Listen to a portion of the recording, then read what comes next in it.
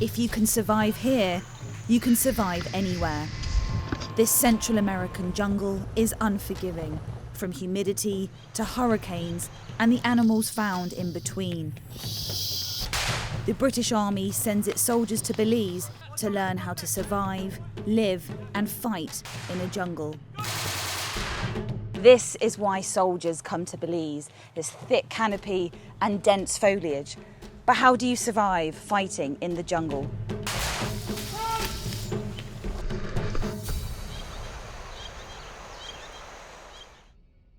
This is Guacamayo training area in Belize. Size-wise, it's not too dissimilar to Salisbury Plain, but you can tell by the dense foliage and the thick canopy, it's challenging conditions for the soldiers to exercise in. Here they can get through around 1 kilometre a day on foot if they're lucky, compared to back home in Salisbury, where they can cover around 4 kilometres an hour. Around 120 soldiers from the 1st Battalion Royal Anglian Regiment, also known as the Vikings, are in the Belizean jungle for a month. To get through the jungle exercise, they need different kit. Back to basics. Each man will come with a compass pouch and a spare compass attached with a lanyard. That's so we obviously don't lose it. Inside our left pocket as well, we have a survival guide, which is what we use in case we do get lost. In our right hand pocket, we have our map clipped on with our pocket to make sure we don't lose it as well. Moving on to our belt kit, so every man on the left hand side will carry their parang. Again, this is used for safety measures. As you can see from the grease, we oil it every morning to make sure it's in good condition. We only use these for safety, so that is if we do get lost in the jungle, okay, we do need to get ourselves out, we have a safety measure so we can cut our way through. The reason these are different than most boots is that on the inside of our boot is spike protection. As you can imagine here, there's a lot of nasty trees around here that want to get into your boots. Also with that, as you can see, all of our trousers are tucked into our boots and secured tightly. The reason being, as you can imagine again, as the insects do come on you as you're crawling through the jungle, they love coming in here and getting stuck in here. Again, prior we use DEET here as well to make sure that no insects go in. We use the same camouflage cream as a normal conventional exercise, however we apply it a lot more. We'll cam our hands up as well to make sure that we're properly cam within the jungle. Start your rapid fire! Do not launch! And it's also back to basics when it comes to soldiering skills.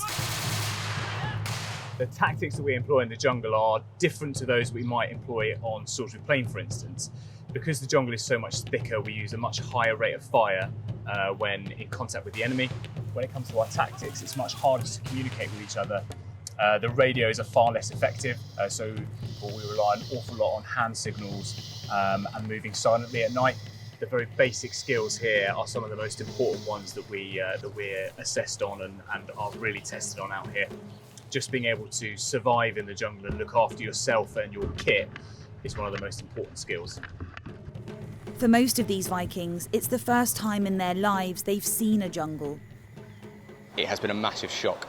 So as soon as you hit the ground, the humidity hits you and the heat, it has been a real challenge to, one, navigate, and two, actually get eyes on enemy positions until we're within 5 to 10 metres of them. So it has been a shock to everyone on the exercise. As well as live firing and sleeping out amongst the jungle's animal inhabitants, they're also expected to complete a river crossing, a way to go unnoticed by the enemy. This one just happens to be crocodile infested. If something were to go wrong, they're 3 hours from a hospital, further away than usual for an exercise.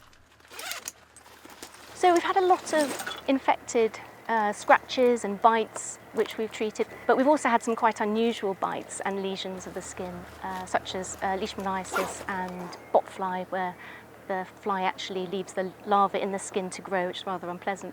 We're from Cyprus, so we're used to dealing with heat and also treating heat illness. My excellent medics, are all over managing that, and they are trained to actually treat heat illness within the jungle so that we critically reduce the heat, the temperature, the rectal temperature within 30 minutes. Not all the soldiers sent here manage to complete the exercise. Some of them end up evacuated due to heat illness. The troops will be surviving off ration packs whilst they're in the jungle. But if they were stranded here in an operational situation, they'd have to find alternatives. When you're absolutely needing food, you then start setting these traps up as a last resort. So the trap we got here is the dangle. All this trap is a trap that will lift the animal up. As you can see, we've got peanuts there as bait, but you could use seeds, grass, anything a bird will eat. That will then launch them there, and that will get them kept stuck for a good 24 hours, which gives you enough time to go find it. Lieutenant Colonel Adrian Thompson is the commanding officer of 1 Royal Anglian and was here in Belize 17 years ago, taking part in the jungle exercise himself. It's changed a bit in terms of the roads and the infrastructure, but other than that, the jungle is still the same jungle as 17 years ago. There are lots of transferable skills that we learn from operating in the jungle.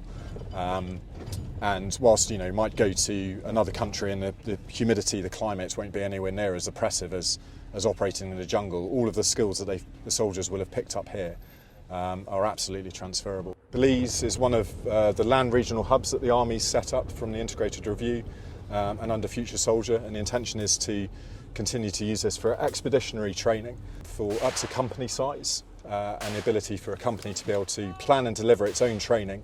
One of the things that we're looking at in the Army and how we fight in the future is, in a much more dispersed manner than we've perhaps previously trained for. And in order to do that, a company needs to understand how its logistics are going to operate, how it can resupply itself, what it can carry, what individuals are able to carry on the person, while still being able to fight and operate effectively. With the combination of survival and tactical skills they've been exposed to here, the Vikings will go back to Cyprus with the assurance they can live and fight in one of the most challenging environments on Earth. Sophie Kakianis, Forces News, Belize.